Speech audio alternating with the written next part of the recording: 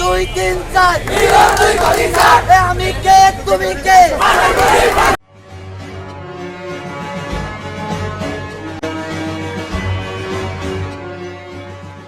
দুর্যোগপূর্ণ আবহাওয়ায় এসএসসি ও সমমান পরীক্ষা গ্রহণ এবং শিক্ষামন্ত্রীর পদত্যাগের দাবিতে যশোরের দ্বিতীয় দিনে মানববন্ধন ও বিক্ষোভ কর্মসূচি করেছে পরীক্ষার্থীরা। আজ বুধবার বেলা 1টার দিকে প্রেস ক্লাব যশোর সামনে এই কর্মসূচি পালন করা হয়। প্রায় ঘণ্টাব্যাপী এই কর্মসূচিতে যশোর শহরে বিভিন্ন কলেজের শিক্ষার্থীরা অংশ নেয়। এ সময় তারা শিক্ষামন্ত্রীর বিরুদ্ধে নানা স্লোগান দিয়ে পদত্যাগের দাবি তোলেন। ডেস্ক রিপোর্ট, দৈনিক যশোর।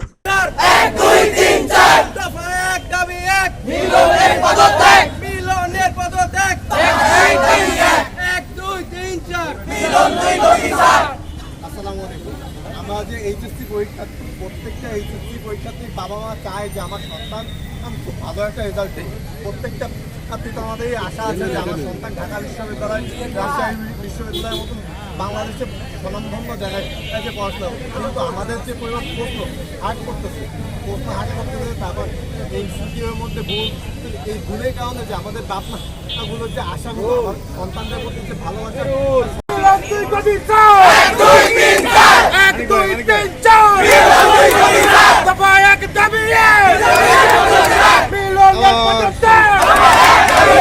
আমার বোন বললে কেন?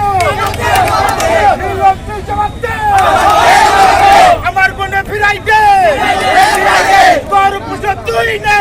আমার বোনে ফিরাই দে, আমার বোনে ফিরাই দে, তোর পুজো তুই নে। আমার বোনে ফিরাই দে, আমার বোনে ফিরাই দে। 1 2 3 4 মিলন তুই কবি চাও, 1 2 3 4 দফা এক দাবি এক, মিলনের পদত্যাগ, দফা এক দাবি এক, দফা এক দাবি এক, 1 2 3 4 মিলন তুই কবি চাও, 1 2 3 4 আমার বোন বললো কেন? মিলন তুই জবাব দে, আমার বোন বললো কেন? মিলন তুই জবাব দে। 20 সালের এসএসসি পরীক্ষার্থী হিসাবে দেশের লাখো শিক্ষার্থীর উদ্বেগ, প্রত্যাশা এবং যৌক্তিক দাবির কথা বলতে এখানে সবাই দাঁড়িয়েছে। প্রথমে একটি বিষয় স্পষ্ট করে বলতে চাই, আমাদের এই আন্দোলন কোনো ব্যক্তি, সরকার অথবা রাজনৈতিক দলের বিরুদ্ধে নয়। আমাদের একমাত্র উদ্দেশ্য শিক্ষা, আমাদের ভবিষ্যৎ এবং আমাদের যৌক্তিক দাবিগুলো শান্তিপূর্ণ, স্বাধীন ও গণতান্ত্রিক উপায়ে তুলে ধরা। একজন শিক্ষার্থীর সবচেয়ে বড় পরিচয় সে একজন ছাত্র। তার হাতে বই কলম সবচেয়ে ভালো মানায়, কিন্তু যখন আমাদের পরীক্ষা, শিক্ষা, ভবিষ্যৎ দীর্ঘ অনিশ্চয়তার মুখে পড়ে, তখন নীরব থাকা নয়, বরং দায়িত্বশীলতার সাথে নিজের মূল্যবান দাবি এবং আমাদের সাংবিধানিক ও গণতান্ত্রিক অধিকার আদায় করা।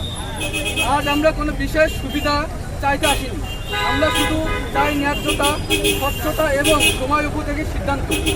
হাজার হাজার শিক্ষার্থীর ভবিষ্যৎ দীর্ঘদিন অনিশ্চয়, তার মধ্যে রেখে কোনো সিদ্ধান্ত ঝুলিয়ে রাখা কাম্য নয় সরকারের পক্ষ থেকে।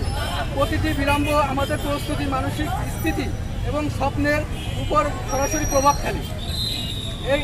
তাই আমরা মাননীয় শিক্ষা মন্ত্রণালয় এবং সংশ্লিষ্ট কর্তৃপক্ষের প্রতি সর্বোচ্চ সম্মান রেখে দৃঢ়ভাবে আহ্বান জানাই, আমাদের যৌক্তিক দাবিগুলো দ্রুত বিবেচনা নিয়ে কার্যকর, স্পষ্ট, ন্যায্য দাবিগুলো দ্রুত বিবেচনা নিয়ে কার্যকর, স্পষ্ট, ন্যায্য ও গ্রহণযোগ্য সিদ্ধান্ত গ্রহণ করুন, যাতে দেশের লাখো শিক্ষার্থী নিশ্চিতভাবে পরীক্ষার প্রস্তুতি নিয়ে ও পরীক্ষা হলে যেতে পারে। আমরা সংঘাত চাই না, অরাজকতা চাই না, কোনো ব্যক্তি বা প্রতিষ্ঠানের অসম্মান চাই না। আমরা শুধু শিক্ষার্থীদের কণ্ঠের গুরুত্বের সাথে শোনা হোক, এই বিষয়টা আমরা চাই, দাবি করি। কারণ একটি দেশের ভবিষ্যৎ গড়ে ওঠার জন্য শিক্ষার্থীদের হাত ধরে ওঠে। শিক্ষার্থীদের উদ্যোগের গুরুত্ব দেওয়া মানে দেশের ভবিষ্যৎকে উজ্জ্বলের দিকে গুরুত্ব দিয়ে দেওয়া। আমরা আন্তরিকভাবে আশা করি আমাদের যৌক্তিক দাবিগুলো দ্রুত ও কার্যকর সমাধান করতে হবে। তবে বিলম্ব হলে আমরা শান্তিপূর্ণ, বিশৃঙ্খল, আইনসম্মত ও গণতান্ত্রিক উপায়ে আমাদের দাবিগুলো জানিয়ে যাব। দেশের সকল শিক্ষার্থীর প্রতি আহ্বান, গুজব, উস্কানিমূলক বা বিশৃঙ্খলা নয়, বরং যুক্তি, ধৈর্য, শালীন ও ঐক্যের মাধ্যমে আমাদের দাবি তুলে ধরেই আমাদের আচরণই প্রমাণ করবে আমরা সচেতন, দায়িত্বশীল এবং একজন মানবিক প্রজন্মের এই যুবক তরুণ ছাত্রছাত্রীরা। আল ইমরান হোসেন অপু, দাউদ পাবলিক স্কুল অ্যান্ড কলেজ, 2026 সালে এসএসসি পরীক্ষার্থী। আমি কে, তুমি কে? আমাদের দাবি মানতে হবে, আমাদের দাবি মানতে হবে, আমাদের দাবি মানতে হবে।